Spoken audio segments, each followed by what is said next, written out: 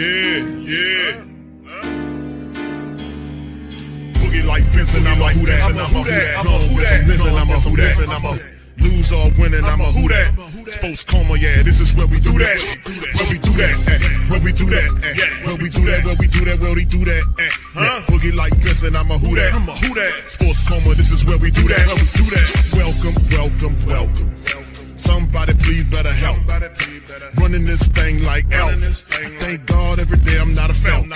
Go to YouTube live with Big Q and the guys. If you ain't ride or die, the bandwagon get flipped. Been marching in, that was way for the ring. I was yelling out your shade for the championship. Bucking on town, duck down. Falcons, pluck, get shut down. Panthers ain't much touchdown. The vision really belong to us now. So much hate on the Saints, you could probably tell. Ever since Bounty Gate hit the NFL, when things seem fishy, then you probably smell the crooked referees or Roger Goodell. Yeah, probably like this, and I'm a who that. Every day I'm living, I'm a who that. Lose or winning, I'm a who that. This is sports coma, this is where we do that. Where we do that, where we do that, where we do that, where we do that, where we do that. Boogie like this, and I'm a who that. This is sports coma, this is where we do that. You're listening to the Sports Coma with Big Q and the guys on the PRO Media Network.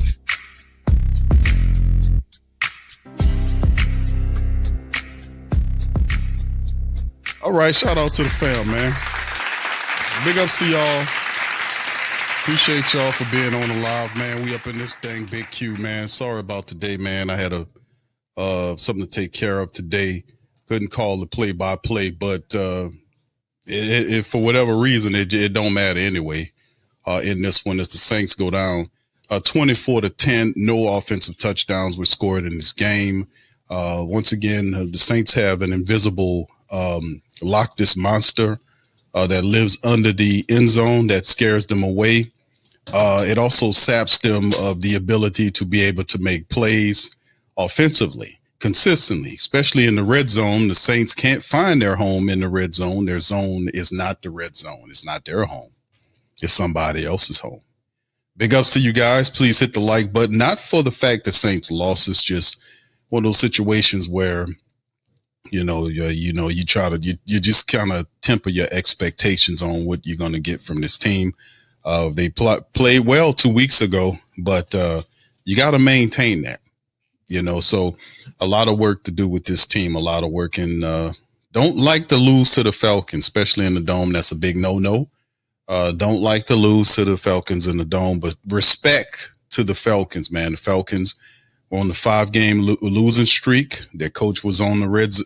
He was on the hot seat, and they came in there and then got a W against the Saints in there. So a lot to kind of deal with. So big ups to y'all. Appreciate y'all, man. I see all y'all out there, man. Much love to y'all, man. We'll go into we'll have the post-game press conference from Kellen Moore and Tyler Shough will pop up there. But that's not looking good today in terms of what happened with the Saints, fam. So anyway, big ups to y'all. Let's kind of hit these stats up right, man. Let's get right into it. We kind of break into it and talk about it in this game. And, man, listen, Saints 21 first downs in the game. They were 5 of 16 on third down. The Falcons were 3 of 12. The Saints were also 2 of 5 on fourth down. 1 for 1 were the Falcons. Saints had 78 total plays in this game. 55 total plays by the Falcons. Falcons did just a little bit. They weren't perfect by any estimation, but they did more than enough to win the game. 302 yards versus Saints 293. The drives 12-10 advantage the Falcons. They averaged 5.5 yards per play. Saints just under 4. The passing, you can see the Saints did beat them in the passing game in terms of individual quarterbacks, throwing at 214 versus 181. The rushing attack, the Falcons got into their bag and started to run the ball with Bijan Robinson and Tyler Algier. 121 yards on 29 attempts, over 4 yards per carry. The Saints 79 yards rushing on 28 attempts. Of course, Alvin Kamara got a bit funny. He kind of left the game. The Saints basically tried to run the ball with Taysom Hill and Devin Neal. They averaged under 3 yards. They were 0-3 in the red zone. The negative stat of the night is the Saints, the Loch Ness Monster, the abominable snowman, Frankenstein, Frankenstein's monster, whatever you got, whatever ugly, hideous monstrosity that you can conjure up, put it in the red zone, in the end zone, and that's what the Saints are running from. 0 for 3 in the red zone, which is just ridiculous. Totally ridiculous. The penalties, they actually kept the penalties down. The Falcons had 9 of them for 82 yards. The Saints turned the ball over twice in this game, right? A fumble and an interception, and of course, we know how that went. 2 turnovers there. The Saints did get a defensive touchdown. That's why it wasn't a complete blowout, like a 24-3 game, right? Because Justin Reed, shout out to Justin Reed with the positive interception. He was at the place with the right time, and he was able to return that thing all the way back for a touchdown to help get on the board. Without Justin Reed's pick, the Saints were going. This should have been it would have been a blowout. We ain't gonna talk about Blake Groupie missing field goals and all this kind of stuff, but the offense, right, was more offensive. And I don't mean that in a good way about what they did in this game. They did not show up at all in this game. They didn't show up at all. These people had 2 weeks of practice, and this is what they turned out against the Falcons in one of the most deadliest rivalries in professional sports. And this is what they turned out with. 32-51 on time of possession versus 27-09. For the Falcons. And like I said, anytime, it doesn't matter. Anytime, the records do not matter. Anytime you play the Falcons, it is never easy and never good for you as the Saints to lose to the Falcons in your own building. I don't care what the records are. That is a no-no. And that'll turn the Who Dat Nation on you faster than anything, but to lose to the Falcons in the way the Saints did in the Dome today. So it's just one of these things that we keep looking at over and over again. And we're saying, hey, man, is there hope for the Saints to turn this around? I can't tell you that because they're radically inconsistent. And I will not tell you to then put your faith in a team which is not showing any level of consistency whatsoever. This is where we are. Christian says, watch Low Ben is non-rapping on beat himself. All right. Thank you, Christian Shough, whatever that means, bro. We got it, man. All right. Says blame sorry trifling offense. They can't even score with a penny worth. Okay. They can't score with a penny worth. You know what? Good damn. We need endless music for every possession. Endless music. What is that, my brother? What is that, Christian? What is endless music? You mean the clown music? Is that what we doing? All right. Thanks for the laughs. All right. Big Belly says it was my old lady birthday today. Well, shout out to her, man. Let's get a round of applause for her. I spent my time doing better things. Not surprised we lost in such fashion, but shout out to you, Belly. And happy birthday to your wife, man, or your girlfriend. All right. All right. Shout out to you, my brother. Appreciate y'all on the super chat tip, man. Much love for you guys. All right, let's get to the individuals, man, right? Tyler Shough today was 30 of 43 for 243, average just under 6 yards per throw, had a pick, and he was sacked 5 times, man. He was sacked 5 times. And we're going to look at the tape, but I remember seeing several plays from Cesar Ruiz where guys were able to beat him. They're pretty much, fam, they're basically targeting Cesar Ruiz. They realize and know that he's the weak link on this offensive line. And we got backups on there. And Cesar Ruiz is a starter, and he is the weak link. They target Cesar Ruiz, fam. They target him. 74.1 is the rating there. Taysom Hill, I don't know why he was trying to be a quarterback in terms of throwing it. 0 for 2 in the disastrous play, which he kept switching it out. And this is Kellen Moore's fault. Taysom Hill is not a quarterback. Do not use him as a quarterback. Use him as a running back. Use him as a wide receiver. Use him as a tight end. But by all means, you could use him and Tyler Shough together in the offense. You really could. I've seen it before. You could. His skill set is comparable to that type of usage. You can use him. He's very versatile, but Tyler Shough needs to stay in the game. He has a degree of athleticism. He's a big guy that can lower his shoulder. You need to keep him in the game to get the reps. And by all means, you're not supposed to pull him off there to put Taysom Hill as a quarterback. And everybody knows he's getting the ball. We can use Taysom in different ways to spurt the offense, but we don't need Tyler Shough coming off there for Taysom Hill. Please stop that.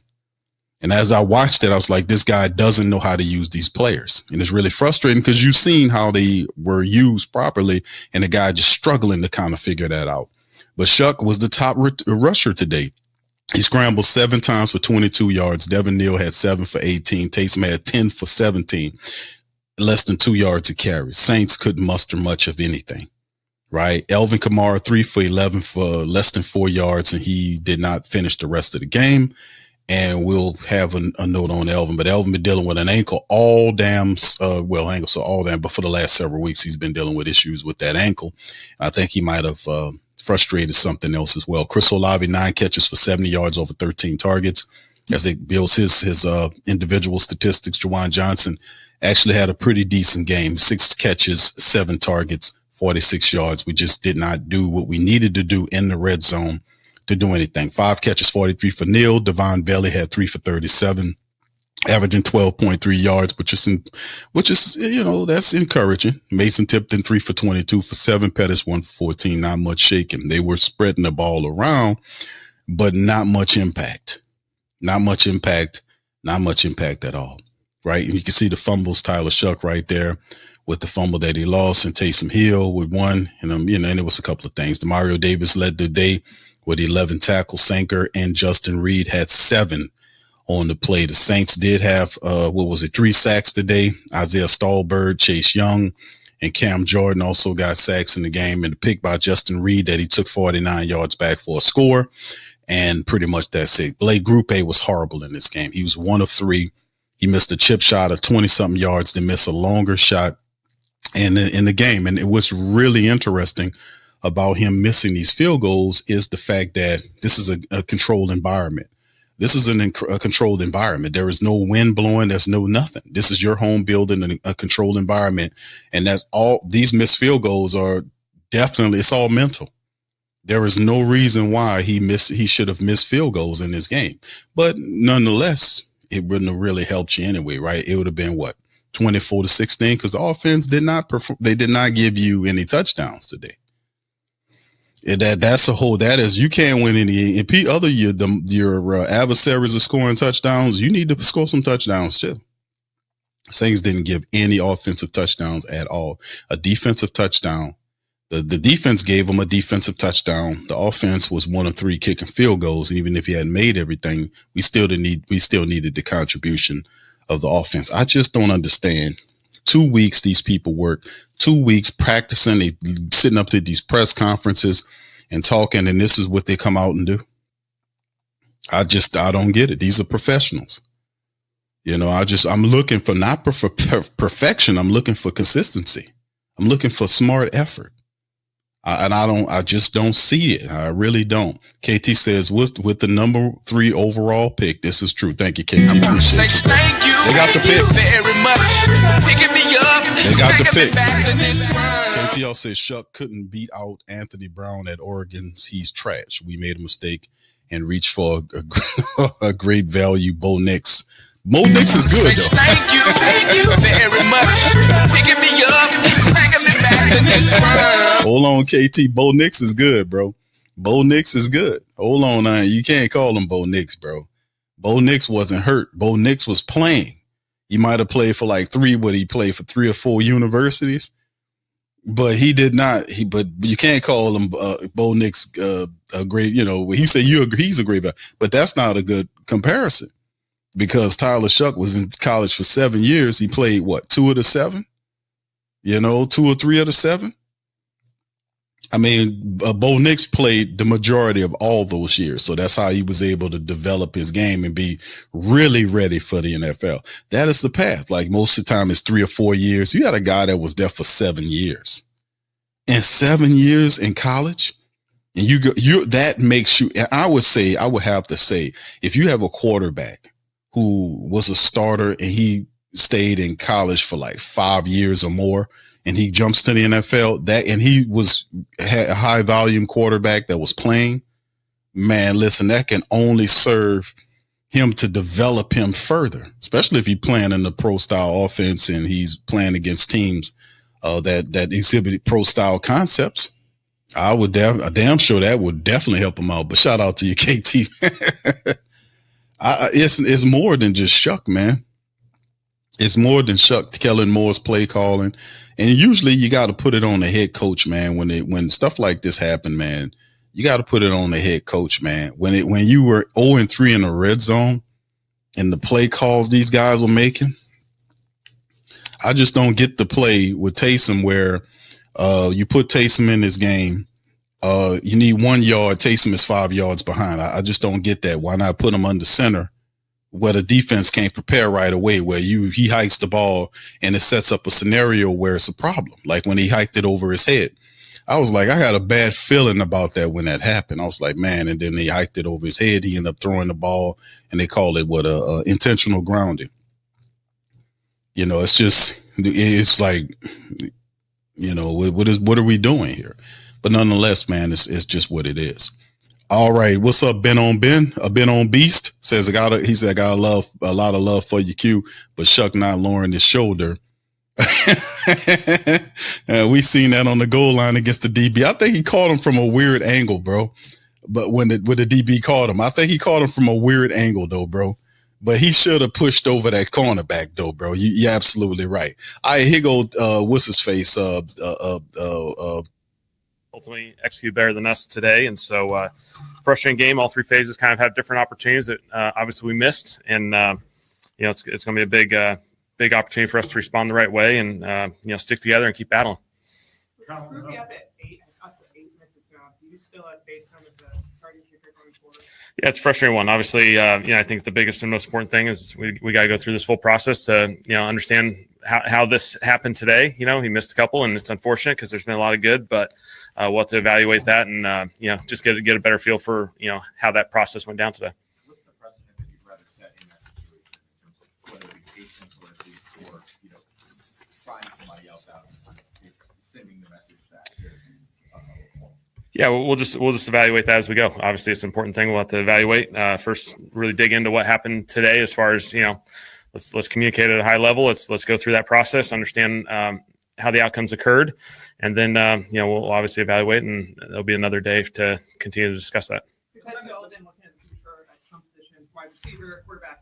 Could Charlie Smith be part of that evaluation to get a look at him? What he could do? Charlie's certainly in the developmental role. You know, he's done a lot of good as he's gone through this process for a couple of years now in the developmental role, and so again, it's something we'll just have to spend some time and invest some time, and say he's not going to be the answer to all that, and yeah, I think it's a process that we have to go through. you guys are looking to like develop and make some moves for that. Like, what's the advantage of going away from Tyler in the red zone and going with this? Yeah, just some of the run game stuff. Felt like it. You know, it's a numbers game down there, and you gain a number with Taysom, and you know, red zone's on me. We're not getting it done. So it's as simple as that. We're not scoring touchdowns down there. 0 for 3 today, had a huge impact today, and so you know, we got to find a way to get it done. When it comes to like Tyler getting those reps, is there any like future thought though, like investing in that maybe, and like would it be better to go with him than with Taysom in that area? I think always the goal is still to win the football game, and there's plenty of opportunities that obviously Tyler goes through that are hard situations and challenging situations, and there's just plenty of stuff in there that red zone wise, we felt like there would be some good opportunities. Felt like the run game in the +1 situation, there was a lot of evidence to support it would be a positive manner. It didn't come out to our outcome, and so you know, certainly there's more opportunities that we'll have to evaluate Tyler. There's plenty of games that we're going to get to evaluate him in those situations, and that'll be an important part of this process.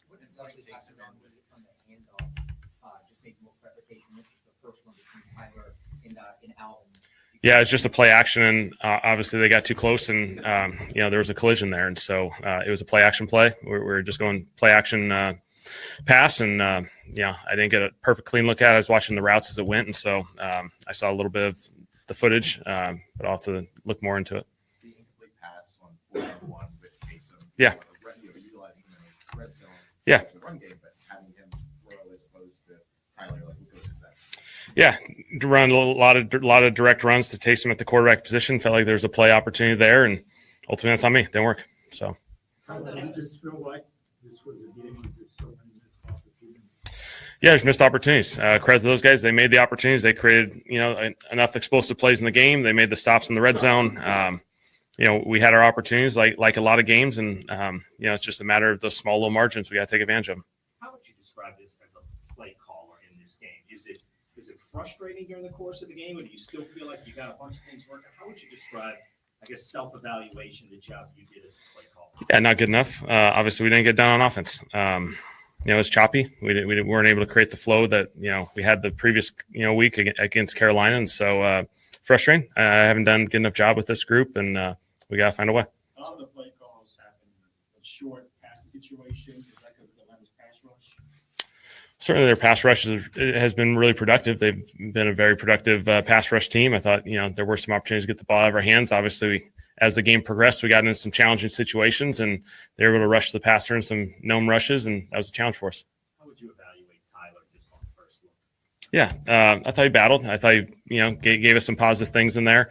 It wasn't an easy situation in some of those as the game progressed, and we got into the multi-score game. I thought he battled, and certainly I think if you take the emotions out of it and you go watch the film probably tonight and tomorrow, you'll certainly see some positives.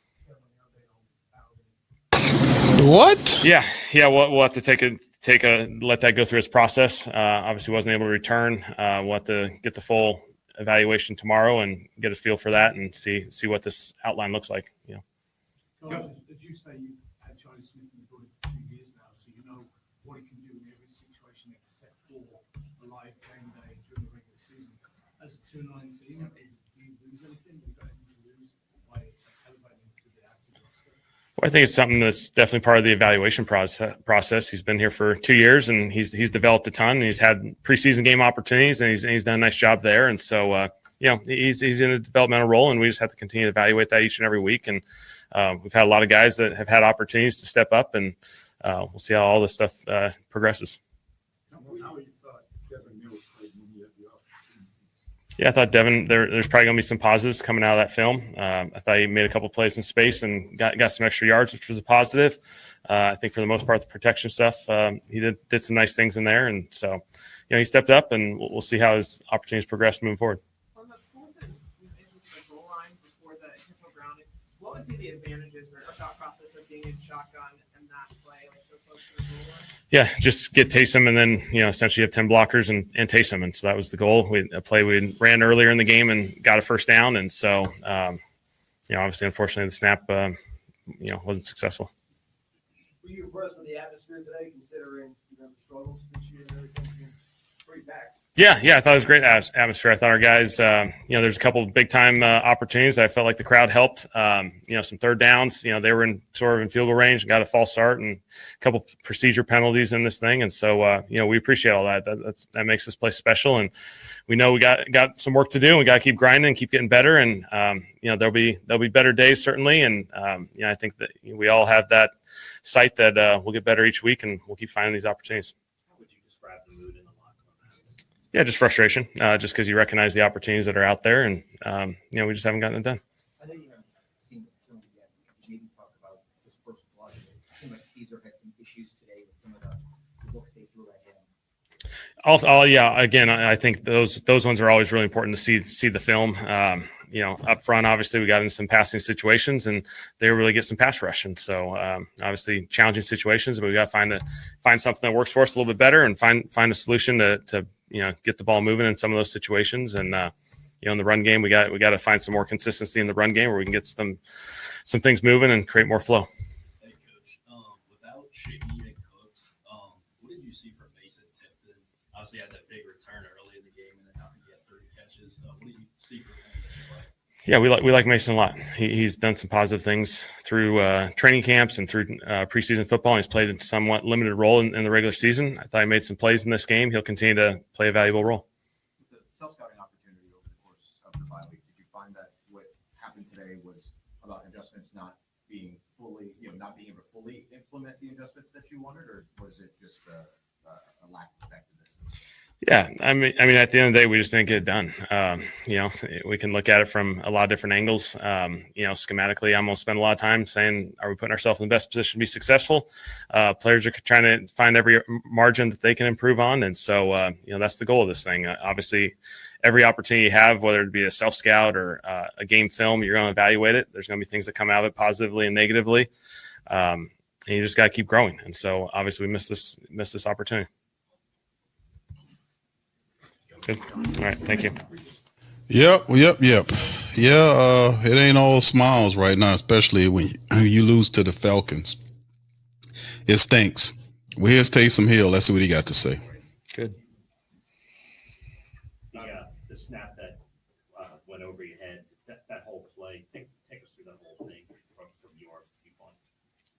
Yeah, I mean, we had obviously a couple different things that we were doing, and we got a certain look, so I killed the play, and then, it's a little bit challenging.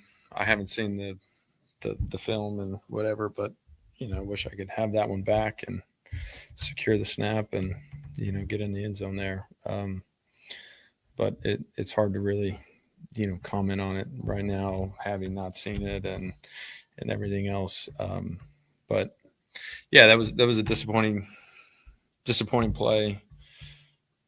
Look, at the end of the day, it was a disappointing game. We had plenty of opportunities as a team, as an offense, to put us in a great situation, win that game, and we didn't capitalize on that.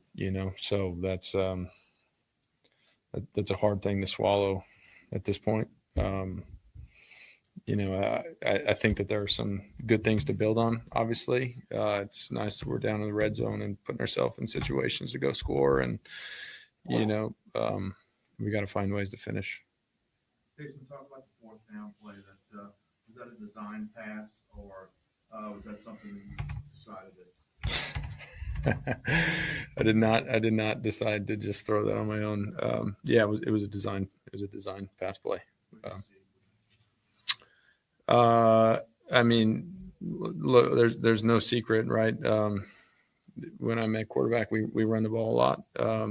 And we've done different things throughout the course of my career, and we were counting on a heavy box, and look, they made a good play, and we were trying to sneak Bailey out to the corner, and they made a good play. You talked about some of the frustration with the red zone in particular. What was it that sort of created troubles? I mean, again, it's a little bit challenging right now. You get into the game, and it's hard to give you a really good answer, frankly, having not seen the tape. But I'm trying to think through the drives. I think we had plenty of opportunities, right? And it's not like they were negative plays. We had the one negative play that turned into intentional grounding, but certainly you'd like to feel like we can score from the 1 yard line, and it's a tough yard to gain down there. But I mean, it's hard to give you a great answer. I think maybe I think we could all play with lower pad level. We were obviously trying to, we ran a sneak down there, and I don't know. I mean, it's really the first thing that comes to mind. We had some missed opportunities on the. Is it more frustrating in a game like this when you have, to walk away from a game like this when you have that many shots? Yeah. Look, nobody feels good about this game. The first 24 hours are hard. Right now is a little bit hard because we had plenty of opportunities to get that done, and we didn't do that. So I'm not trying to all of a sudden feel great about this, but I think when you take a step back, there are some great things that we did and are encouraging. But what? Bro, what are you talking about, man? Bro, I'm out, man. That nigga strip. Look, Atlanta's a good team, and those guys, get paid too, and they did a good job, and we knew that about them. They were an aggressive front, penetrating front, and they rely on some negative plays that way, and are aggressive in their scheme up front. But this was a hard one to swallow. Jason, do you see the type of season that it has been many games, opportunities, but the team just continues to fight? It just comes up short. Yeah, sorry. What was the question? Do you feel like the season, it's kind of like been that way? I mean, you've been in so many games. Yeah. I mean, it's, again, nobody feels good about our record right now, but it's it's one of those things as a competitor and as a player, you can't let circumstances dictate how you prepare, the effort that you put into it, the film that you put out there. And as you have conversations in the locker room, right, that's really the conversation, because at the end of the day, nobody cares what your record is, right? When you put film on, that stuff that's out there forever. And I think the leadership, the locker room has been really good about managing that. And Stop the cap. guys are in it and guys are competing. And man, I love that locker room and really appreciate what everyone's doing in there. When Alvin goes out, like he did, does that put more on you than like a running back, or is your goal? Yeah, for sure. Yeah. There was a lot of things that I ended up doing today that I had zero time on task doing, and that's the nature of the NFL and the numbers game that you end up playing. But yeah, when he went down, I spent a little extra time with the running backs coach trying to figure These out people losers, man. some things schematically and find ways to help Dev out there too. How do you think Tyler's coming along in terms of what he's learning and doing in his first year? How do I think about? Just being in the huddle. Yeah. I think Tyler's done a really nice job. I think Tyler's in it. You feel his presence. You feel confidence with him in the huddle, and he knows what's going on. These people defeated, put the man. time and energy They defeated. to learn the system and understand the intricacies of what's Ain't no going on, fighting realize they- they- and they and you feel that from him. And he's got a really Defeated loser players, positive, man. great presence, in the huddle and at the line of scrimmage. And I think that's something that, as a fan base, as media, if you watch him play, you can feel that. But, as a teammate and in the locker room with him, you feel that as well. And I think he's made some really, nice plays over the course of the 3 games that he's been playing. And, we have conversations, and the nature of that position is, it's challenging. But as you look at an NFL game, so often the game boils down to a few plays. And What is he Tyler talking has about? done a nice job of making, these 50-50 plays. And What is he talking about, y'all? I really appreciate the time that he's put What- into it. And What's going on here? What is he really talking well. about? What's going on here? What is this man talking about? No. Not meant as you personally, yes. Obviously yeah. not but when you got back on the field. What is he talking about? Sure. I like Taysom, but what the hell is Taysom? What is he talking about, ladies and gentlemen? Yeah, I mean, I think What's as, going on as right things now? relate to me, this season and this year, it was kind of like a perfect storm with a new coaching staff, a new scheme, a new offense, and I was out. So the first opportunity that I had to be coached by, this staff and for this staff to see me was week 5. My first practice with them was on a Wednesday, and we practiced and pads on Wednesday. Taysom, we lost, bro.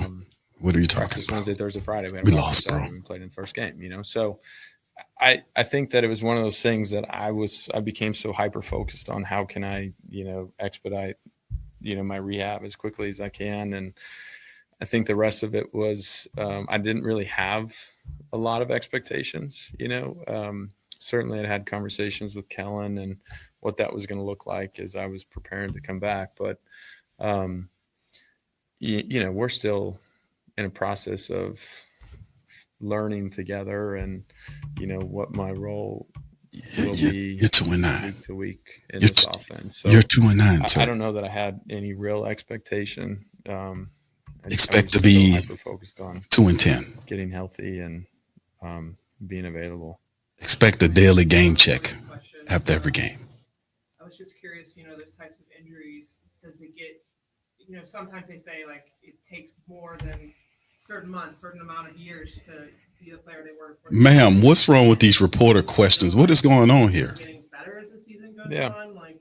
No, it's a really fair question, and the reality is, coming out of surgery, it was kind of like, hey, I think you'll be ready to play November, December, and I think it's one of those things that you don't realize how bad you felt maybe a month ago, and I think it's one of those things that I'll continue to feel better, throughout the season. And as you mentioned, I'm coming up on get surgery December 17th. And,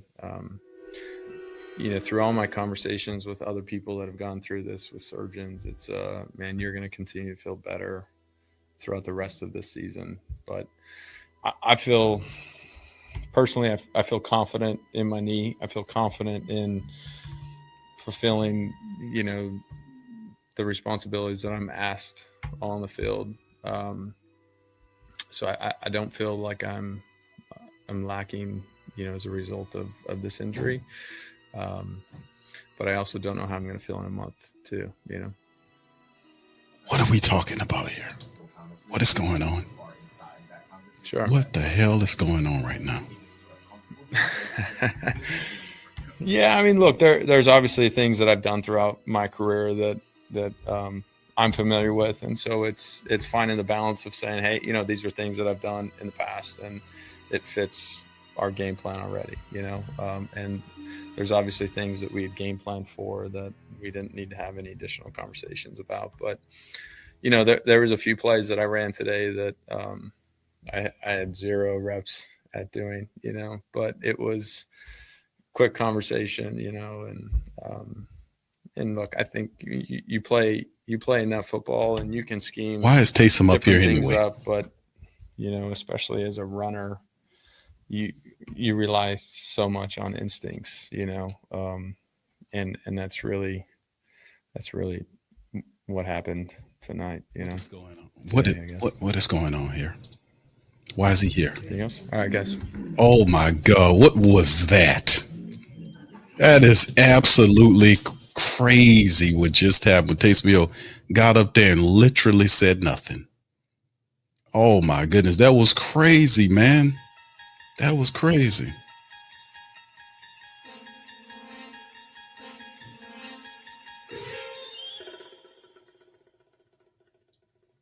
Cool. What's up, guys?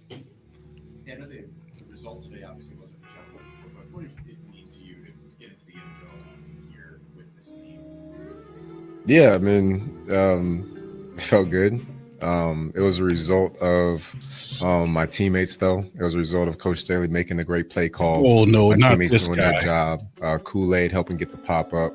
Got a couple help from teammates on some blocks there to help get me to the end zone. So just a great defensive snap all the way around, and it was really cool. Special moment for me. It's just takes me back, man. It takes me back to my younger days when it's like got to play both sides of the ball and everything. But yeah, it felt like an opportunity to do it, cut back on it, find a way to get into the end zone. Bro, yeah, bro, we lost. Good momentum. We lost, bro. Yeah, go ahead. So Cousins obviously 14th-year player now, second start of the year for him. What were your impressions of how he played today? Yeah, you know what? First of all, credit to them. They played a tough game and they came out on top. The most important thing is obviously the W or the L, and they were finding a way to get the win. I think in a lot of ways, though, it's just like we let it slip through our fingers. I think we were so aggressive defensively in the first half that, I loved it. And they went to some screens and screen and goes. And that's what you're going to get in this league. If your defense is flying around, everybody's got energy. What offenses are going to do is they're going to go to screen plays and screen and go plays. They're able to get that one to Pitts early on. They're able to come back to another one to Bijan. I think if you take the screen and goes off the field, I think that we were just extremely dominant defensively, but they were able to create some explosive with that and get some momentum from it. And I think that's just something that we're going to have to be aware of. I don't want us to lose our energy or our edge. I want us to continue to be a ferocious defense flying around like that, but we just got to be aware that teams are going to go to screen and goes on us if we're flying around that quickly. So I seem like 4th and 24. What did happen on that play? From the second? Yeah, 2nd and 24. Yeah, screen to Bijan. I mean, he's such a talented back. He found a way to squirm through the line, find an edge, and he found a lane and he took it. And he was rolling. Yeah, that's such an advantageous position for the defense to be 2nd and 24. We got to take advantage of that. Bro, why you so happy, bro? Your first impression on everything that happened today, of course, but on the Darnell Mooney touchdown downfield, what did you see there? What happened? Yeah, we're in a quarters concept.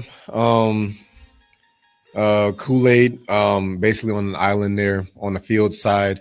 We had a cut and climb to where the safety drove the dig and a corner climbed, and Mooney just kept it so skinny that it was tough for our the help to get there. The assist on the touchdown. He was caught. That's one play that we were really wanted to make sure we took care of the run because we knew they were going to do wide zone all day. But we're going to have an answer for that next week. We talked about it. We made an adjustment on the sideline. Didn't get the chance to use the adjustment, but we're just going to have to be aware of that going forward because copycat league teams are going to see the same thing. They're going to pull it back up. And we got to make sure that we don't get beat on the same play in the future. You're 2-9, Justin. You were caught in no man's land, bro. Yeah, the biggest thing is got to find a way to finish. I thought that the offense actually moved the ball well. They were able to get down to the 1 yard line inside of the 5. We just got to take advantage of opportunities. We just can't leave points on the board, special teams wise or offensive wise. I thought, I think they did a great job moving the ball, but you got to find a way to get the ball into the end zone because those points matter big. And more than anything, it's just momentum. You know what I mean? You don't want to deflate the momentum when you have so many things going right. What momentum? Charlotte, how would you describe the mood in the locker room right now? Felt like we let it slip away. You know what I mean? Like there's always things that you can get better at, but everything that we did that hurt us was self-inflicted. And and credit to them, they played a great game, but the biggest plays were all self-inflicted. And I think that, we take care of those things, and I don't think that the result is even close to what it was. Self-inflicted, you've heard that a few times throughout the season. What does it take to kind of get past that? And what would you kind of, if there is anything that you can point to sort of the captain's? One thing is just starting fast. You don't want to have it's honestly just a simple thing. There's no secret formula or whatever. It's just the little everyday things. Center quarterback exchange on a snap or whatever that came up twice in this game, or one of them was quarterback running back exchange. It's just those everyday drills. You just can't get bored with the things that you do all the time, and the things that you're good at, they got to show up, So, the best answer I can give you is we just got to keep going back to it and just hammering it and getting it to stick and make sure we're carrying it with us Sunday. Is that more frustrating than it is that as opposed to they just do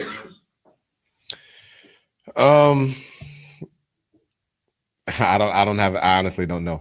I don't know. I mean, losing whatever way you lose, it always sucks. Like, you know what I mean? Like, I don't think it sucks more one way or the other, but yeah, I don't think there's really been, Seattle game. I don't think there's really any other game though that's felt like that team was just straight up better than us.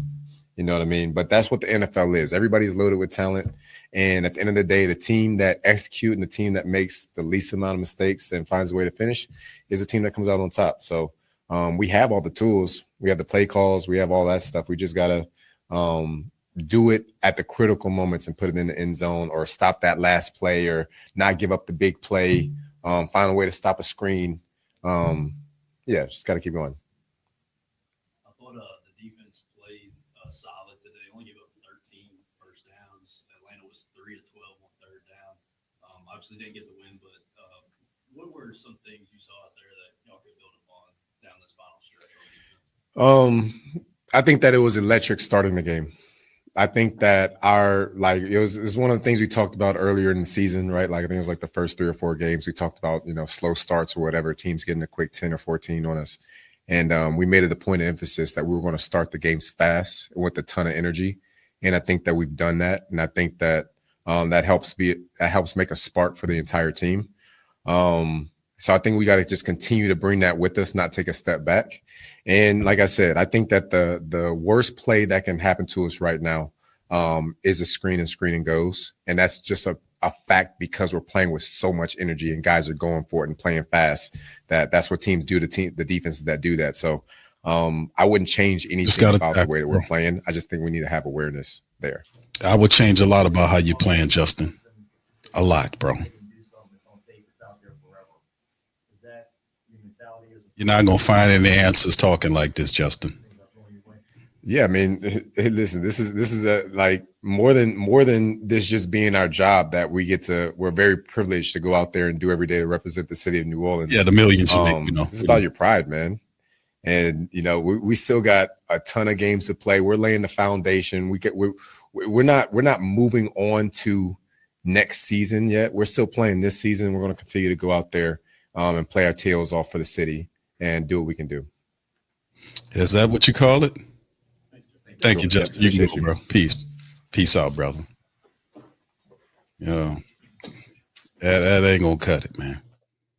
Yeah, that simply is not gonna cut it. You wouldn't change a thing what they're doing. I would definitely change a ton of things that they're doing in this game. All right, shout out to you guys. Appreciate you for being in. I'm pretty sure Tyler Shough is coming. And there he is. There he is. There he is. Here we go. We'll have Pops Q in a second. Hold on.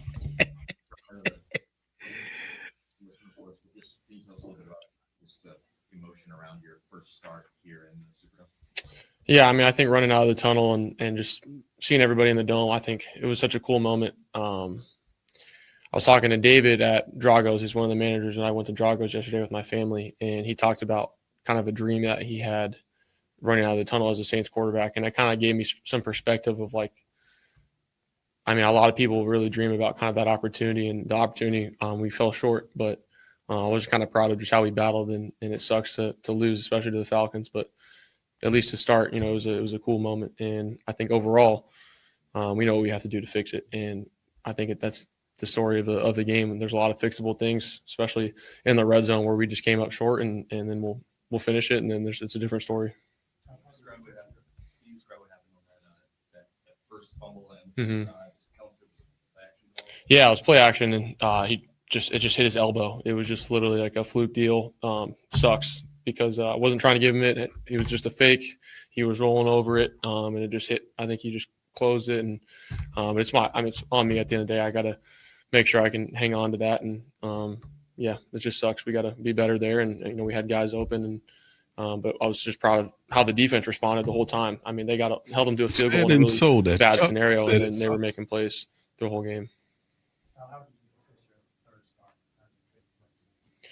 I mean, I think it wasn't good enough at the end of the day, but I think we were moving the ball really well. I think we were doing the things that we kind of needed to do to put ourselves in position, and then just, 2 goal line opportunities that, are tough, and a couple of field goals where we shouldn't have been in this situation. We should have been scoring in those red zone drives. And I think we felt really good about it, and we just came up short. So I think for me, just kind of continue to learn from those new scenarios, little mistakes, and kind of keep building.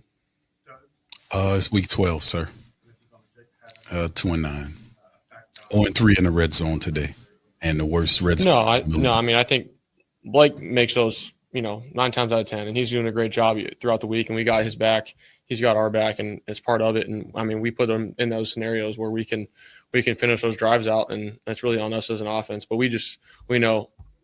That's really on us because we can finish it, and it just kind of motivates us. But, we'll kind of continue to get back to it and continue to stay together. How do you kind of balance your emotions of, like, being a competitor, you take the team down the field, you get to the red zone, but, like, you don't get all the reps in the red zone and come out to the sideline? How do you balance those, like, two opposite things?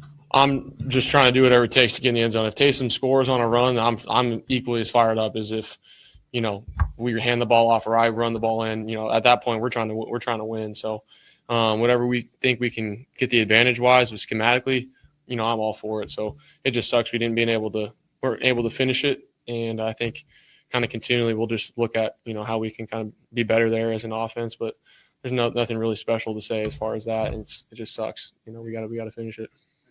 Shuck says sucks. Mm-hmm.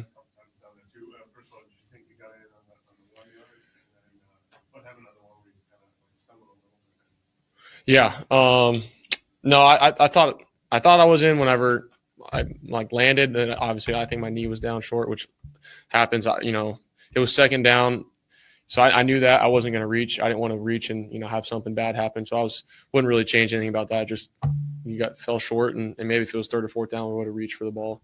And then the second one, we just kind of had a little rub. So I was getting ready to throw it, and that's kind of why it was more of a throw, RPR, and then just kind of slipped on the cut and almost got in. But yeah, that was more of a design throw in the flat, and then just try to make a miss when they switched it off. So yeah, just super close.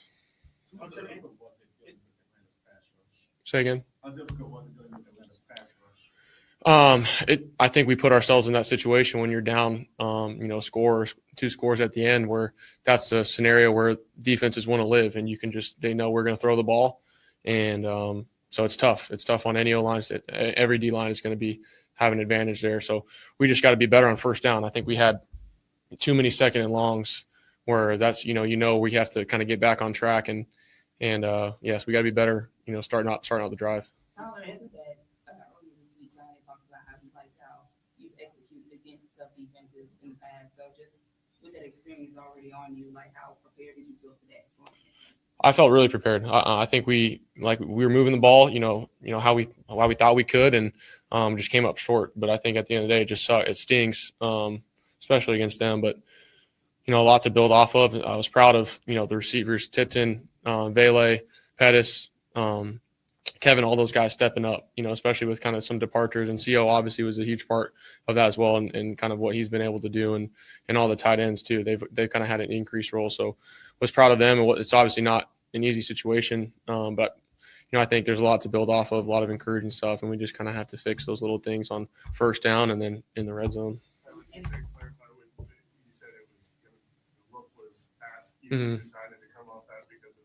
Yes. Because of the defense. Yeah. He undercut it, wasn't going to throw it. So the best play was to try and get some yards to try and score there. Yeah, it just hit his elbow. It was just kind of a fluke deal. What's kind of going through your mind, on the shovel pass, what's going through your mind as you're making these outside of structured plays, and especially that one was just kind of is that just instinct? Yeah, just instinct, just trying to push it. You can't take it sacked, obviously. There, when you're the time is against you, so just doing everything you can to move up, trying to find different angles and get it to the guys. So just part of it. You kind of embrace it when things are breaking down, and it seems like on these hard downs, you always find a way to make a play too. Yeah, I'm whatever it takes. That's my mindset. I love when we can kind of stay on the ball. We can kind of get some tempo. We're throwing it whenever those odds are against us. We felt, I felt the whole time, who knows what's going to happen. We can break a tackle. We can score here. We get it to a one-score game. So nobody's belief was shattered. That was one thing I was really encouraged by. We were all still pretty in it. It just sucks, because it's the Falcons and we came up short there. But like I said before, we'll kind of build off of it. Did you see any commonality to the problems in the red zone? Was there anything that, right now, you can look at it about, that whatever it was, 14 snaps in the red zone? No, it's tough when you're on the 1 yard line, and come up short. And I think like I said, we're moving it, and we just got to find a way to get that last yard. So we'll look at it. It's tough to think about it right now, but I don't think there's any commonalities with it. Definitely some commonalities, bro. Y'all not hitting on it, bro. Y'all bad at it, man. Much of that was kind of just introduced throughout the week, or was it something you guys had throughout? A little bit of both. There was some new stuff that we were repping, and obviously you got some new guys in the mix. His answers are better than the Bailey, and you got Taysom switching around, so there's a lot of different personnel stuff. So you got to rep, and then there was some traditional stuff as well. But I think that's very common week to week, though. Just trying to attack. Yeah. Talon said that part of the South Scout was really kind of emphasizing on the red zone a few days ago.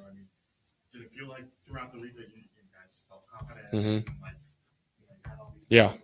Yeah, I think we felt really, really confident. I think just with that results, and then, like I said, you get down really close, you got to find a way to punch it in. You got to find a way. So, and whether that's whatever it is, I don't have an answer for that. So. How do you think losing out in the first quarter affected the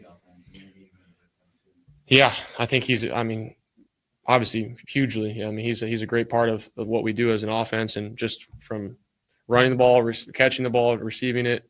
I think he's obviously one of the best in the business when it comes to that. So I hopefully he's okay. I haven't heard anything yet, but I think it obviously sucks. But I was really proud of Devin and what he was able to do. I mean, he was laying the boom quite a few times. He's doing his job really well. Taysom as well. He's like a Swiss Army knife, and he was thrown into some tough situations. So hopefully he'll be good, and then we'll kind of continue to go. Did you get hurt on the last play of the game? I think you were favoring your. Yeah, I just got landed on my leg, so it was just a bruise. I believe it just should be good. It was just kind of like I got some flashbacks where he landed on. I was like, let me put weight on it temporarily, and so it was fine. But just all right, KK. Like I said, you're in those scenarios. You're just trying to go down and score. It's part of it. What kind of message have you? Shout out to you, Tasha, and the Cowboys. Y'all got a dub today. Shout out to you. Yeah, just a lot of the NFL and a lot of this game, it can be taken emotionally and understandably. It's a high strung game, but I think if you think about it analytically and what we could have done better or fixed, it's very simple. We score on those 2 red zone scenarios on the 1 yard line, and we find a way, then it's a different story. I think it just comes down to that. And, I don't think there needs to be anybody freaking out about it. And I think we know what we need to do and just kind of keep going. And it's part of it. And I think it just hurts a little bit more. And it should. So we'll see them again.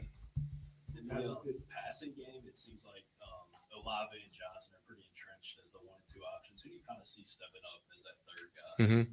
I think Vela and Tipton equally. I think just kind of continually just reps with them. I was really proud of Tip and what he was able to do. He made some huge plays, especially just with the amount of reps that he's gotten all year minimally, and Devon as well, everything that he does. So I think that we got some good options, and we just kind of continue to go. How do you feel a little bit different starting the first game at home compared to the first game on the road? That man sounds horrible. Preparation wise, Let's the game plan wise, no. But I think it was just like I said before in the beginning. It was really cool to kind of be home in front of the fans and just have that opportunity. It obviously it means a lot, but just at the end of the day, we lost, so it hurts at the end. And like I said, we'll continue to keep building, and we'll get it done here at home. We got to protect our house. You mentioned that a couple of times today about especially because it's the Falcons. Mm-hmm. Just what you learn about the rivalry today. Yeah. Just how important it is to the people of the city and how important it can be. And it makes you want to work that much harder and find that extra edge. But at the same day, you got to go back to execution and analytics. And that's why we lost. It wasn't anything other than that. And as far as some of those scenarios. So, we feel really good about going forward. We just got to get back to work, and there's a lot of ball left.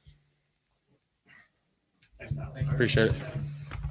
All right, Tyler Shough, man, in this first Saints Atlanta battle, and it's a lot to talk. It's a lot to learn, man, with these quarterbacks, man, with these young guys. But got to be honest with you, he had better answers than his head coach did. That's for certain. He had better answers than the backup court. Well, I guess the Taysom Hill did. I don't know what Taysom was talking about. I don't know what. I think Taysom might have got too many upside his head or something. I don't know. He was just up there babbling. I don't know what he was talking about, Pops. But shout out to Pops in the building. Pops, you seen the matchup. 24-10, Saints didn't get one offensive touchdown in the game, man. The defense did get a return for a touchdown on the interception. Blake Grupe went 1 for 3 on field goals, and Kellen Moore is on the mic explaining. What are your thought process on what happened? Well, they simply just did not execute. You can't. A lot of that you can't put on the coaches. The players are just not executing on what I mean on point. They're not executing on schedule. I mean, the ball gets out kind of slow. So when the receivers got to wait on the ball, that one pass that Cousins hit the little Atlanta player with was a thing of beauty. I mean, the long pass, the DB was trailing, the ball was put right there, touchdown, and that was the dagger. But when they get the ball in their hand, they either turning the damn thing over, or they can't run. It's like this team has no heart. There's no heart. You got to be able to run the ball, and you can't just sit there and give the ball off and then don't fight. You got to be able to push that ball through that defensive line, and then you got to make something happen with the ball, and the guys got to protect the ball. You don't let the other team's defense come and smack your offense in the face. This is what's been going on with these teams. They come in here and they've been smacking the Saints around, and we're getting losses as a result of it. I mean, we didn't, and I be honest with you, son. That field goal kicker, Groupie, he's horrible. He is horrible. We need to go find a kicker. Somebody at least can get 3 points on the board. That man is horrible as a kicker. He's hit with 3, he missed 3, hit 3. We don't want that. We don't need that inconsistency. And that's all we've been having is inconsistency at that position, and the inconsistency at the offensive plays and the offensive line. They ran the ball pretty good with Neal when Neal got in there, but we don't have a running game. So how can we throw the ball if we don't have a running game? The running game is kind of miserable right now, and that's hard thing. And the Kamara's hurt again, isn't he? That's correct. So I mean, we got to find some people who wants to play. We got to find some fighters and warriors who want to go out there and battle for the team and battle for their pride and battle for. I mean, the playoff is out of the picture for them, but play for pride. Don't let our most hated rival, the Atlanta Falcons, come over here and punch you around, punch you in the face, kick you in the backside, and then you go out here with a big win. And a quarterback that's basically walking around on pop sticks. Can't scramble, he can't do much of anything, but he can throw the hell out of that ball if you allow him, give him an opportunity. You got to be careful. You got to watch your plays. You got to protect the guy next to you. You're supposed to be playing for him and yourself. You got your side of the field to cover and help him with his side of the field. But our guys, they allowing these long throws, and we don't throw the ball enough. We don't throw the ball long because it seems like our wide receivers can't get open. What is this? We can't get open. I'm looking at this score 24-10. We left too many points on the table, on the field. We left too many points. You can't have every time you get at least. You can't run the ball. Try something else. Try a little play action pass or try some trickery. They got some plays that you can execute by throwing the ball. But you got to pull that. You got to be able to be willing to say, I want this touchdown. I'm going to get it. I want this touchdown, and I'm going to get this touchdown. If I can't run it in there, I'm going to pass and try to get it passing. But they kept on pounding the ball in the middle, and Atlanta was stuffing it. Just like the last team they played, I think they had a similar play. They were trying to power the ball in for a touchdown. And then the line blocked all that up. The other team's line, like Atlanta did, they stuffed them. They moved the ball down the field and can't score. Whose problem is that? You got to have an offensive offensive coach that's got some kind of imagination in his mind where how he can put his guys in the best position to score the ball. You're on a 1 yard line, 1st and 10. There's no way in the world you should be down to 4th down because you're trying the same power play up the middle. Sometimes you got to change it up because the teams are expecting you. Oh, I ain't got but a half a yard to do it. I'm gonna go down there and get it. Well, come on.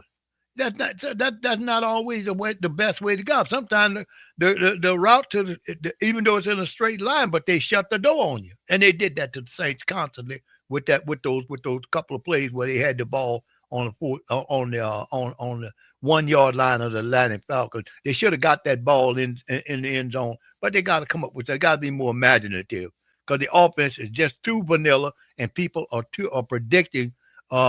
They're too vanilla and too predictable, and that's how come we losing the way we losing. Yeah, it's trying to find answers to what's going on with this team is maddening. You mentioned Blake Groupie. We put his stats on the screen. Blake Group is 74% on the field goals right now. I mean, he's horrible, man. He's horrible. He was 1 for 3 today. And some of these, and remember, this is a controlled environment. No wind, no all the other stuff in it's dome. So that's for a professional kicker to miss that chip shot, 20+ yarder early on. It's just, it is horrible, man. And I think Kellen Moore mentioned something about evaluating the team and doing all this stuff, but I don't know if he'll keep it real on some of these evaluations, man. Evaluation at the top of the list, I give it to you in a second, which I think they really do. But you have to be honest in your assessment, your evaluation, if you really want to clean this stuff up. Shout out to Brent. He says, we saw some of them smiling and laughing on the bench. Thank you, Brent. Appreciate you, man. Thank you very much. Thank you, bro. Picking me up, bringing me back to this You're getting your ass kicked. You're getting your ass kicked, and then you're sitting on there. You got time to laugh on the sideline, and people pay their hard-earned money to come see you play, and then you go sit there when you're getting waxed, and then you go sit there and laughing on the sideline. Well, you'd be on the street that next Monday, buddy. Well, he wouldn't be, Pops, if your coach is laughing and smiling too. So I mean, in the end, it's a big joke, and it's to be had on us. So they're not the butt of the jokes. Unfortunately, the supporters are, because what we're seeing here with the football team is, if he really wants to fix the issues that the Saints currently have, he has to be real about what he's looking at. I mean, and number one, Blake Group, and I said this a couple of weeks back, that they should have been trying out kickers. If Young Wei Koo could find his way in the street because he's not kicking good, who the hell is Blake Group? I mean, for real, there should have been kickers already in here. We have one on the practice squad, Charlie Smith. Can't do no worse than what this guy's doing. You can't do no worse. 74% field goal percentage is what he's at. That is not good. But, like I said, the evaluations continue. The offensive play caller, which is Kellen Moore, looking at himself. Nussmeier's play calling as an offensive coordinator is questionable, at the very least. These calls are questionable. Whoever's running the practices, he's the one running the practices, and seeing these teams in practices and allowing them to get into the game is real questionable behavior. Cesar Ruiz, he got beat multiple times in this game. Being real on film is what I call it. You have to be real on film, and when you see repeat offenders and guys obviously not up to what we need them to be, you cannot sit here and ignore these guys and allow them to continue to fail. You have to be able to get these guys out of here. Blake Group needs to be a guy that we need to have tryouts for his position. I think he's doing a horrible job, and he should be considered replaced. He should be. You can't do no worse. It's other things going on too with the Saints, man, that they're looking at. But anytime you come into the dome after 2 weeks off from a bye, you have an extra week to prepare for Atlanta, and your offense produces no points. That is a punch in the face of Kellen Moore. He's the main one you put that on, because he's supposed to be tasked as this offensive guru type who can't even generate consistent offense. His offense is fumbly, stumbly. It's Three Stooges level at many times. They shoot each other in the foot. They're undisciplined.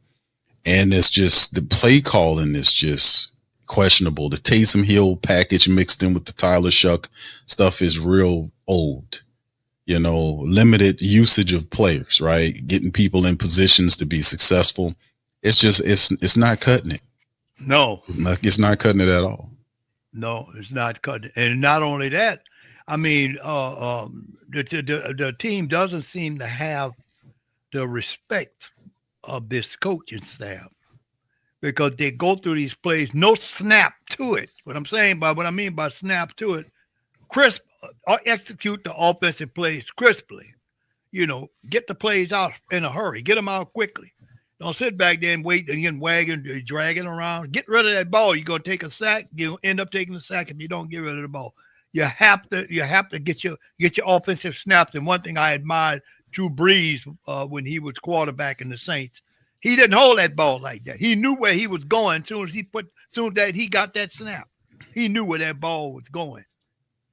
And I said we need an experienced veteran quarterback in here to teach these boys these young quarterbacks how to play. You can't start a rookie. I mean, they've got very few rookies that actually, you know what I'm saying, son? That actually could start in the NFL. You know, I don't understand that. Well, I mean, Go ahead. yeah, this is true, Pops. I mean, what's up, Jay Black? Shout out to you, brother. Says, why did they abandon Neal at the goal line, Q? I mean, it's the play calling. You know, they decide to bring Taysom Hill in there. The Saints don't have a fullback. They don't have a consistent fullback that they use. This is Kellen Moore and Nussmeier's thought process. They don't utilize fullbacks. Or they'll have a tight end that plays the fullback position, but they can use him as a tight end. But that's this sort of thing. And as you can see, it's hurting them because they can't even punch shit in on 4th and goal or 3rd and short, whatever the case the scenario is. They can't even move the pile. That's not a matter of scheme. That's a matter of will. You have to have your team has to have the willpower in their mind to say, hey, man, we're going to get this and you can't stop us. It's as simple as that. And the Saints simply don't have that. That's what I was saying about the contamination of these players over the last 4 years of the Dennis Allen administration. Even some good players that we had was contaminated by this. There's no player-only meetings or guys getting on each other. There's the stuff that Justin Reed likes to talk about, like we're not going to point fingers because nobody wants to bear the brunt of accountability monster. You know, nobody wants to be, put on Front Street. You know, Justin did good in this game. He got the pick for the pick 6 and took it down there.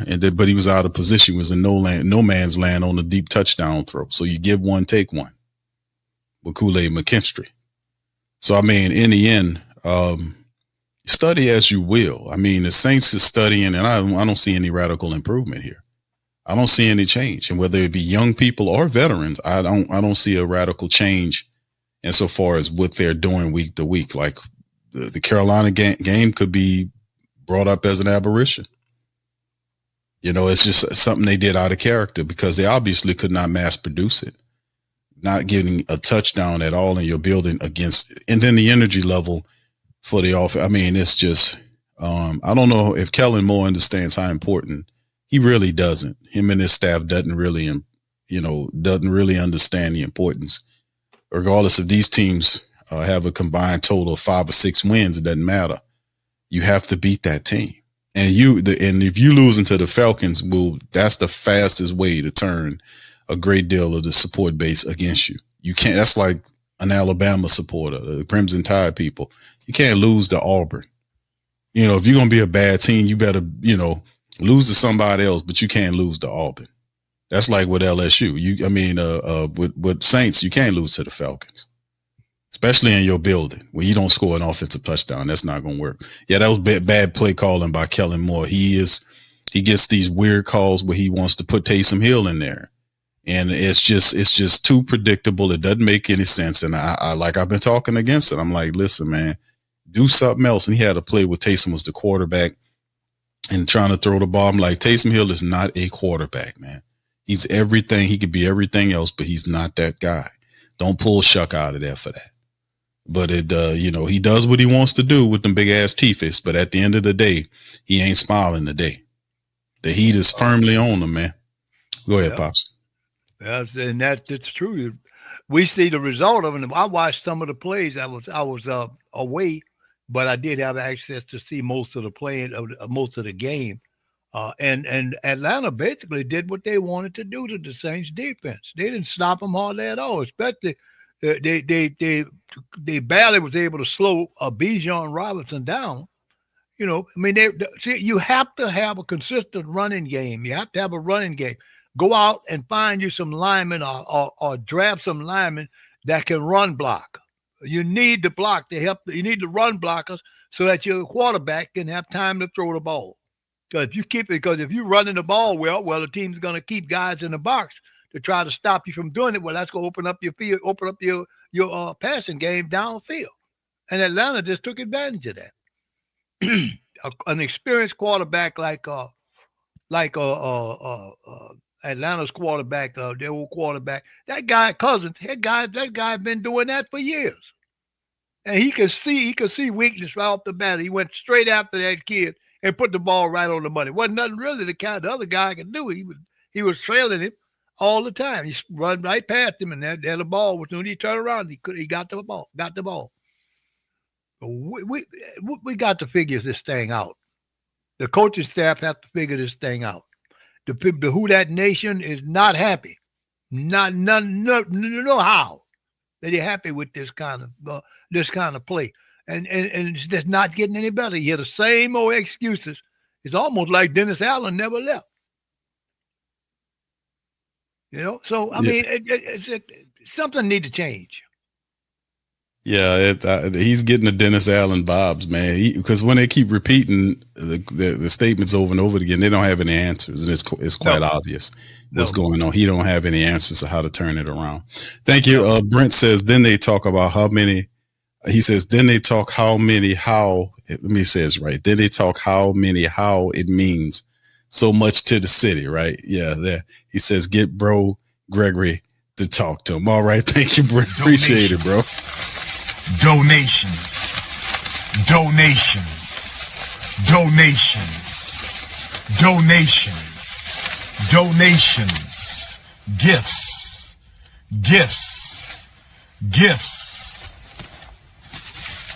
more gifts, more. The problem is you trying to talk with your shit, you don't know nothing, instead of listening.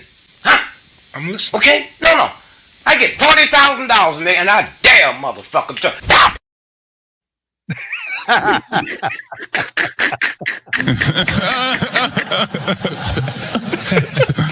Talk, boy. All right, big ups to you, Brent. Oh Lord. Yeah, man. We you thank you, brother Gregory. Shout out Rusty Powell to brother Gregory. We damn sure needed that little laugh there, man.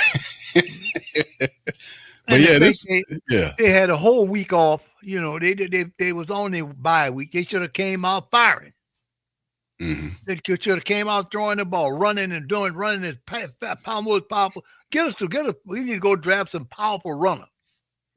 Somebody who can run that damn ball. We need somebody to run the ball.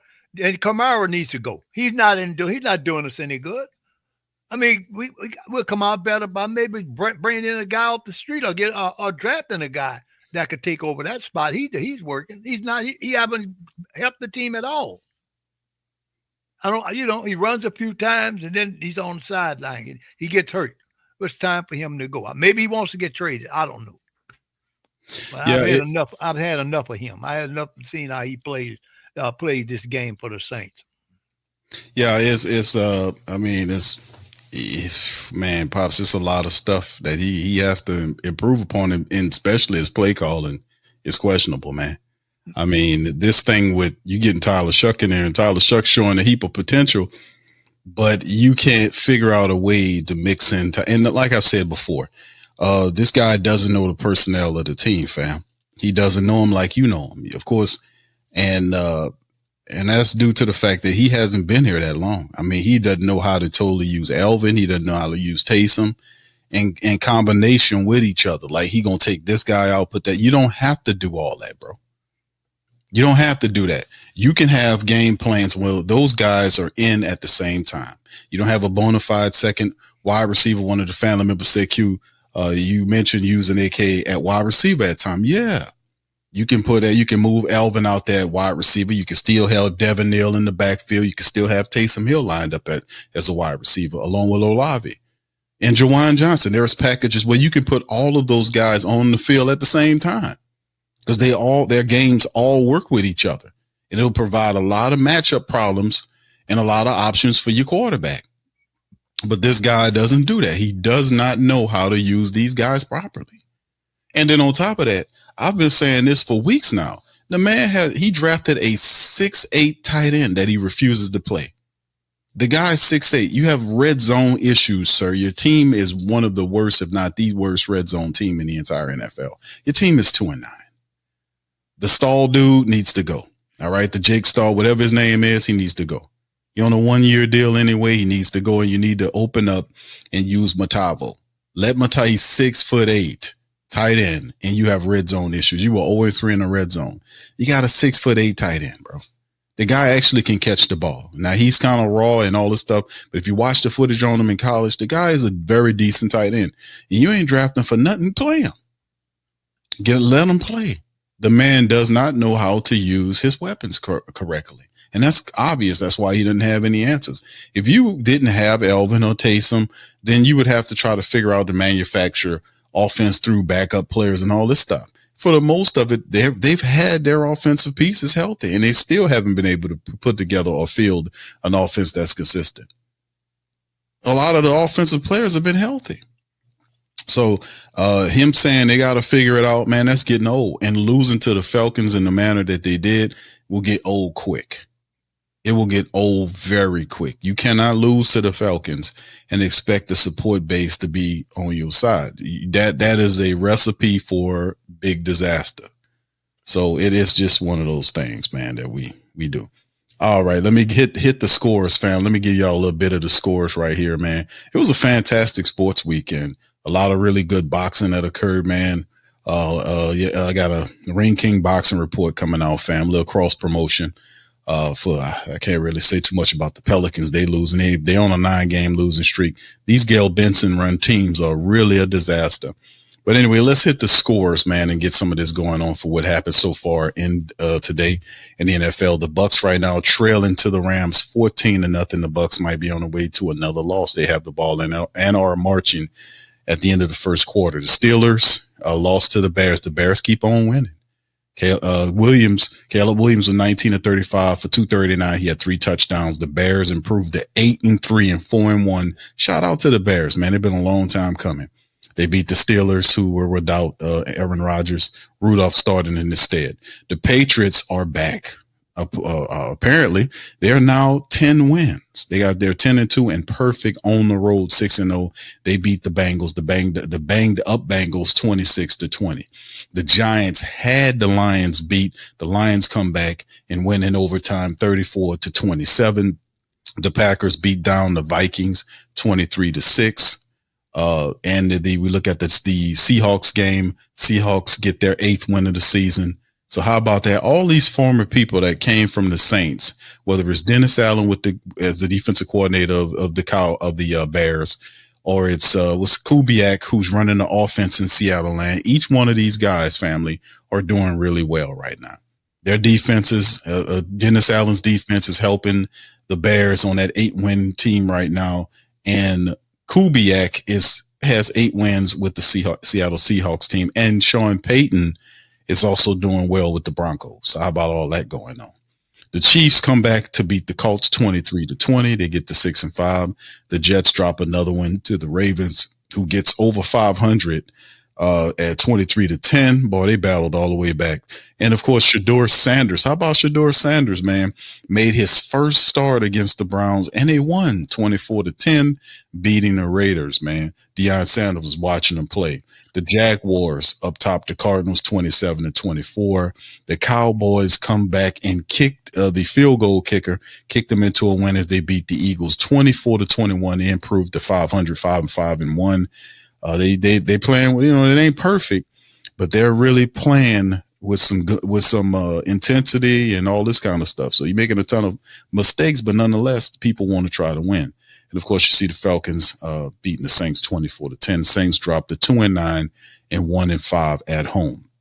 So it simply is what it is. Monday night game puts the Panthers at the 49ers, and it will be interesting. So this is what's going on right now around the league for today at the very least. So Pops, before we get ready to leave, man. All right, hold on. Let me get a couple of comments. Y'all throw a few questions in there, fam, on the back end. Y'all do me a service. Hit that like button too, fam. Appreciate y'all for being here. Late afternoon game, man. Much love to you guys. We appreciate you. Double salute to all the family members out there that's watching the show. Like button and the share button, please. If you're listening to us on X, retweet. Shout out to you guys. All right, Pops, what your thoughts on the Saints before we get into some of these questions and comments? Well, I think the offense is not being executed properly. They're not reacting fast enough the plays they're running. They seem like they're running a little bit in quicksand. They got too many vanilla plays that teams have figured out. They know they're gonna get a running attack when they put Taysom Hill in there, so the teams play them for that. So Taysom becomes ineffective at some point in time, and some of the play calling has to improve. Otherwise, we're gonna continue to see these losses, and it's just gonna continue until we make a determination on how to execute. Execution is the biggest thing. The Falcons executed their plays. Inexperience at the quarterback position is hurting them also. I mean, you have to find somebody out there and somebody with some experience who don't have to take the reins of the team, but teach the young quarterback what he needs to learn. He's learning. I don't blame Tyler for this loss. I blame the loss on the offensive plays, offensive play calling. The guys are not executing properly, and they're not executing properly because they seem to be moving in slow motion. They don't. And teams are quick. The young teams are quick. Atlanta young defense. The secondary is real quick. You got to match quickness with quickness, and the Saints are not doing that. Yeah, you're right, Pops. As the matching, that's a whole nother thing. Period. With the Saints, man, we're not there. Like I said, a lot of these guys, no disrespect to them, but maybe disrespect to them. I don't know. They do not strike me as guys that are, they have a winning temperament. I mean, you can't, you have to, you can't positive away a lot of this stuff. Some of this stuff you have to face down. That's the challenge. Yeah. Challenge that's the challenge. The challenge is it's a test your nature type of thing. And some of these things, I don't agree with the mindset of some of these players. It's just too weak and soft. That's why the team is 2-9. That's why they couldn't get in the goal line, because it's a willpower thing. And they lack that consistently. That is the intangibles, because a lot of these guys can run fast. Some of these guys can catch. So a lot of them are intelligent, but it takes more. It takes everything that you have to win, and they're not willing to commit that. For some of those players, I want them out of here. But we won't be able to find out all of who they are because the coach is not looking for that. He has to be real about what he's looking for. And I just don't see that he is. I don't think that he's really, truly knowing what he's looking at here. If he did, he would have better answers than the ones he repetitively spews out every week. Yeah. Or again, people saying, hey, man, Q, this dude sound like Dennis Allen. Yeah, he does, because he's saying the same stuff as Dennis Allen was saying. Is what most people say when they do not have answers. They just give a bunch of generalities and nothing specific. So we need answers, right? All right, Doug says, Miss Benson done messed up, plus all these years losing. I heard at the parade it was a lot of Falcons people on Bourbon Street. Yes, indeed, bro. They deserve it, man. Shout out to the Falcon people. They came in here, man, and they won the game. Now, can the Saints go at the end of the season in their building and beat them? Or will the Saints be subjected to a Falcon sweeping? How about that? Gundam says, Q, the routes our personnel runs, most of the routes are bunched up and clogging the lanes. It's a lot of stuff crossing into each other. It's a comeback, right? I seen one on tape, and I'll look at the tape for Patreon coming up this week. A lot of these 4 routes, comeback routes. These are these stupid East-West plays that they believe so much in. Now, I keep telling them this guy's a vertical quarterback. You got to stretch the defenses and throw the ball down the field. And it's just something else. Yeah, but it's comical. Pelicans Nola says Carolina fired coaches 3 years in a row. That's what the Saints need to do. Get them out of here. I don't think they'll fire him. Shout out to GM Kev. DM me, say fire Kellen. They're not going to fire Kellen Moore. They barely fired Dennis Allen, and he had to be forced out of there. That's who you got. And then for people who forgot, she threw all of her support behind Macon Loomis and said she's not firing Macon Loomis. So she already drew her line in the sand. Where's yours? She drawing lines in the sand, right? Should you? That's a question I ask you. Charisma says we're winning the Shough trade so far. They'll get that together, bro. Shough, they'll get that together. Nick, what said Jackson Smith and the Jigba? That dude's a absolute beast. It's only a matter of time before Shough fits right with that guy. It's actually a good compliment to him. KT says potential. What potential? Q. Shough was propaganda hyped by Louis Riddick. The Saints basically drafted a 6'5" Taysom Hill with worse pocket presence. His pocket presence ain't that bad to me, KT. And I think he's better quarterback than Taysom Hill. He does have an athletic ability. He's not as a physical runner as Taysom Hill, because Taysom's more running back to me than a quarterback. But there is stuff there you can work with. But remember, it takes scheme. If this is who the man wants his quarterback to be, then he would have to take the offense and wrap it around him. This is the thought process that you have. Do you draft a quarterback and force him into your system, or do you take a quarterback and wrap the system around him and what he does best? That's the philosophy difference in some of these coaches. What is he going to do? Mm-hmm. You see, what is he going to do? How is he going to do it? If he makes this offense Tyler Shough's offense, he'll have success. He will. But you got to clean up this stuff. You got to get better offensive linemen up front. You need a left guard. You need a right guard. You need a backup center. Or what Luke Fortner did well, maybe you earn him a contract, but a center of the future for McCoy, who can't be counted on because he keep getting hurt. 24 games, 20-something games in 4 years he's missed. You can't count on the man. Plus, he getting old, so you might want to we seen this with what's his name, Ryan Ramczyk. We might have to change the game. But I respect your opinion, KT. Clint says, why didn't Taysom line up right under center, taking a direct and stepping right? That's my criticism of it. It doesn't make any sense to me. If you need 1 yard, why is he 5 yards back to get 1 yard?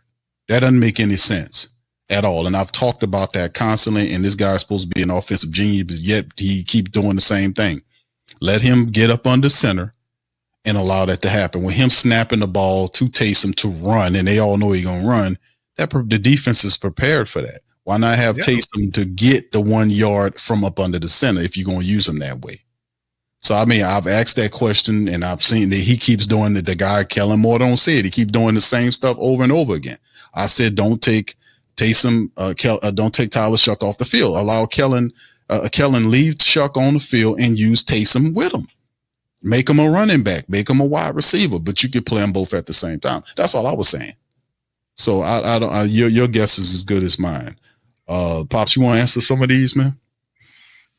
Well, if their mindset is stuck on just being simple, trying to be simple, run simplistic plays, we're going to have more losses like this. You know, they have the reason that they're not doing the plays is because maybe it's not in there. They don't believe that it's even going to be effective for them. It does seem to me that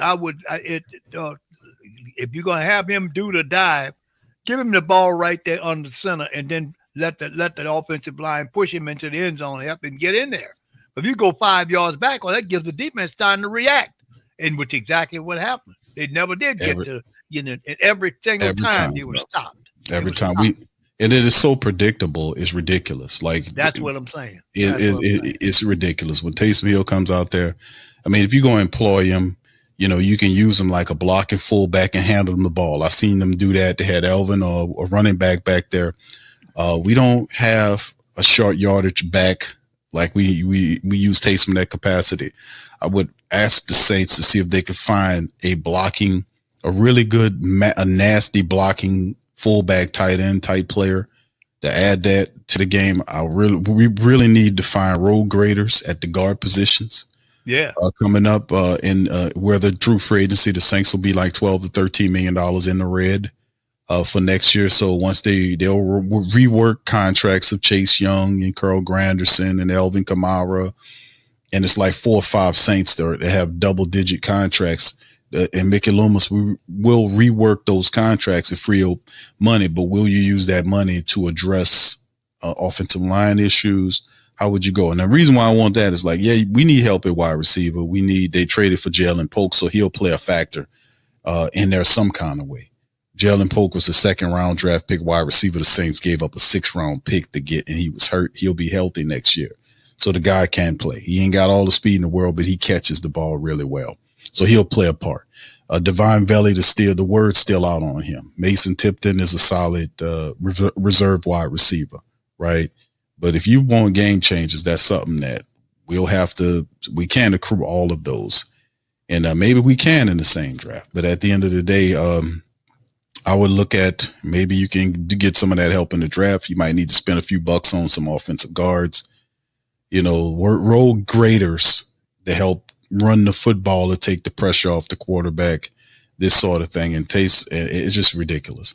It's a lot of stuff, but will they do it? I have absolutely no idea, because God knows they're not going to be, there's no pressure from Mickey Loomis to do anything, or Gail Benson. These people are totally inept and disconnected from reality.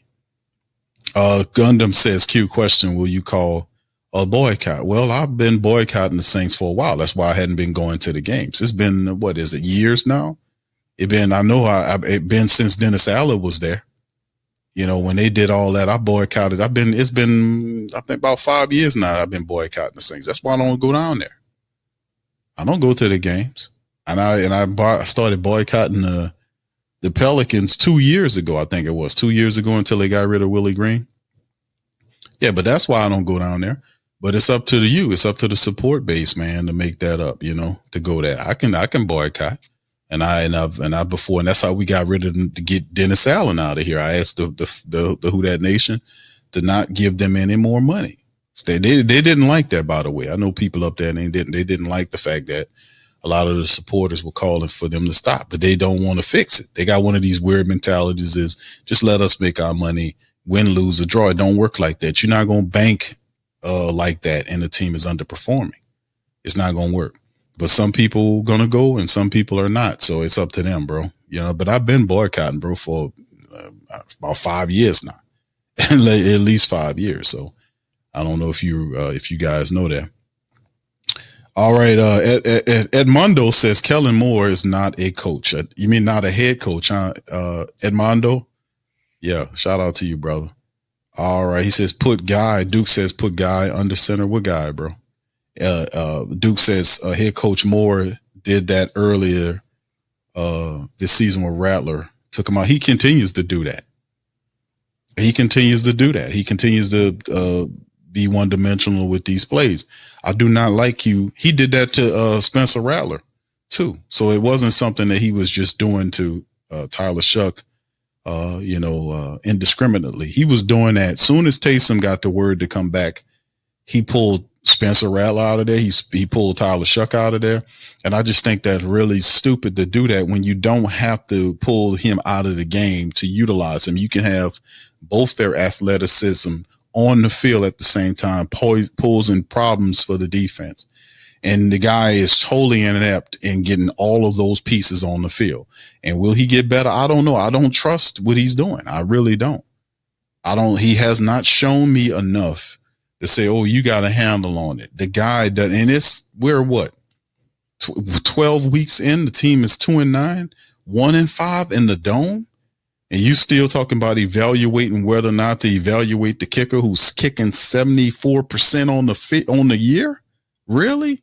And the offensive guard and Cesar Ruiz, who gets blown by consistently, he's a swinging door. So, I mean, I tend to take you as a joke when you do that, and the team a joke when the players don't call for players only meetings. They just stand up there and try to protect themselves to allow themselves to be losers. And Reed will get up there and say, we don't want finger pointers, because the finger be coming at him. So this is the stuff we deal with here. Pop's final words before we go, bro. Time for the Coach Moore to either put up or get the hell out the way and let somebody come in here and take these guys and force them to act like men, act like professionals. They're just going through the motions. There's a couple of them that are alpha dogs on the team, but the alpha dog's not going to continue to work if you got some other guy that's barely doing anything or don't understand the plays. The offensive line sucks, and the quarterbacks can't develop if they're working behind a suspect offensive line. So we do need to get the guys out of there that's not doing what they're supposed to do and not helping this team win. Those guys got to go. They got to sit them on the sideline, sit them over there on the bench, let them sit on the bench a while, and watch how the line play develops. because we need consistency off that offensive line in order to run the ball, and we also need consistency so that we can pass protect so those young quarterbacks can do their job and get that ball downfield. As long as you're not getting the ball downfield, they're gonna jam up in the box, and they're gonna try to beat you with the blitz, and they're not gonna respect your passing game. You have to make them respect your passing game. True game, true talk. That's all true, man. And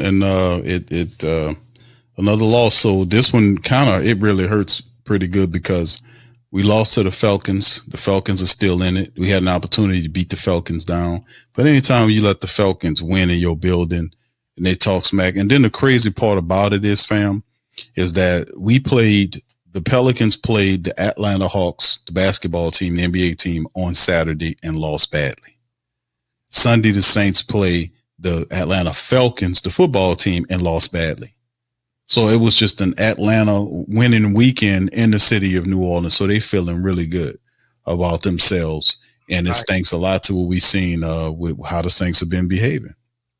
So it is just one of those situations that I don't know, man. And speaking of the Pelicans, I listened to the game last night, watched some of the game on television as well.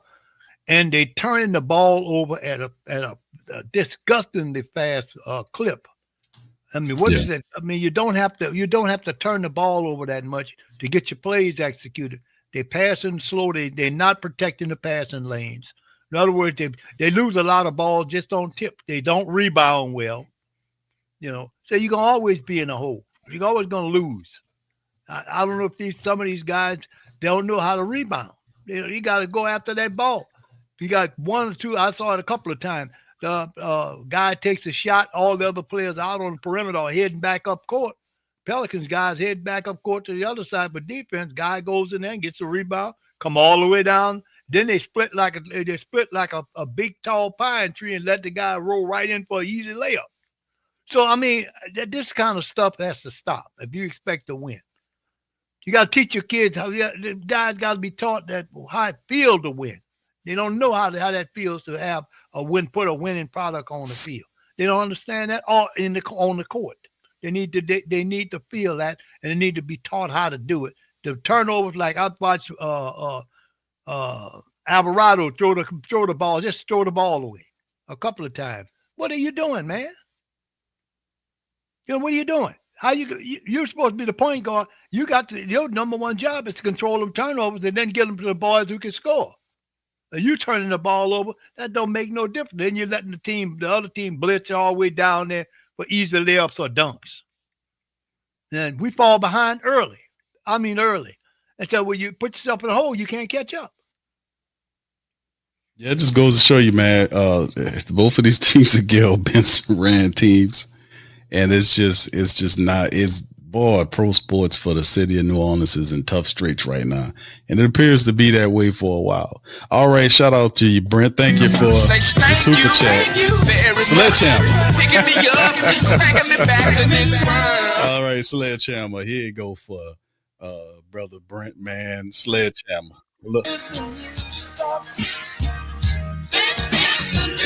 I go down singing.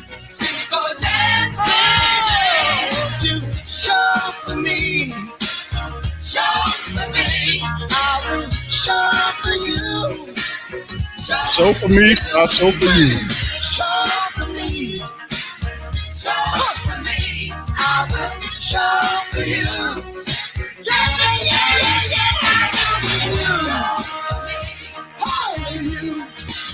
You be coming through. It's a weird ass video too. Weird video. Come on, all right. And with that being said, man, we're going to get on up out of here, man, and we're going to holler at y'all on the next one. Appreciate y'all. Much love, peace, and who that tell you.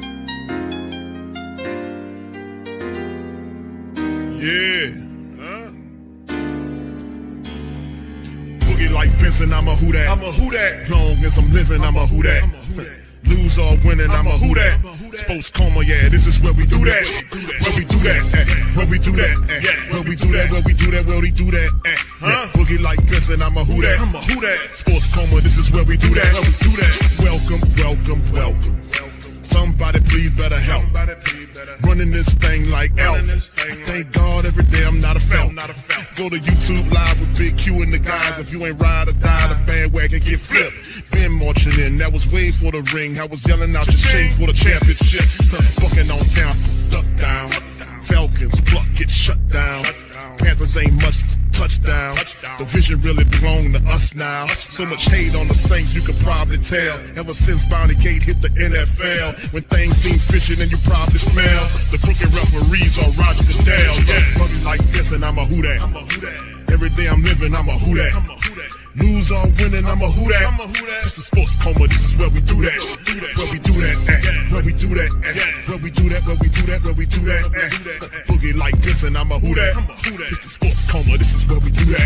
You're listening to the Sports Coma with Big Q and the guys on the PRO Media Network.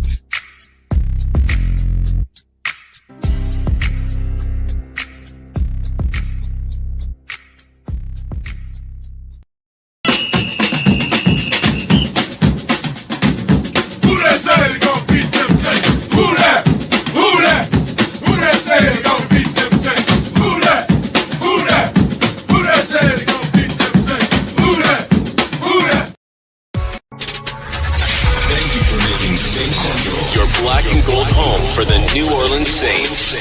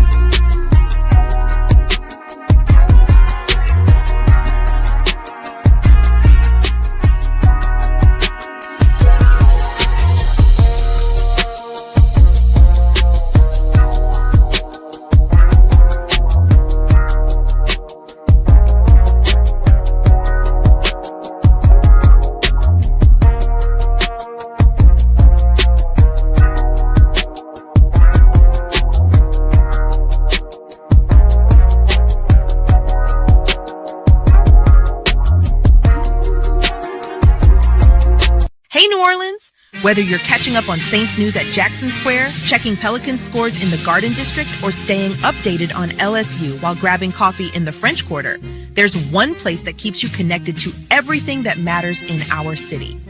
From Bourbon Street to the Superdome, from Preservation Hall to the Riverfront, New Orleanians are staying in the know with thewhodatdaily.com. Your daily source for Saints, Pelicans, LSU, and all the sports, music, and culture that makes our city special. At work downtown, at a game in the Dome, or just relaxing by the Mississippi, wherever life takes you in the Big Easy, you can stay connected. Because when you're from New Orleans, you don't just live here. You stay in the NO. That's stay in the know. Visit thewhodatdaily.com and never miss what matters most to Who Dat Nation. Stay in the NO, you stay in the know. Welcome to the Pro Shop, where we create authentic NOLA-inspired clothing for men, women, and children. From Saints jerseys to Pelicans gear, everything's crafted right here in New Orleans. Whether you're shopping the Pro Shop, the Pel Shop, or the Pro Shop Kids, we've got your whole family covered with genuine merchandise that represents our city's spirit. Check for links in the description section below or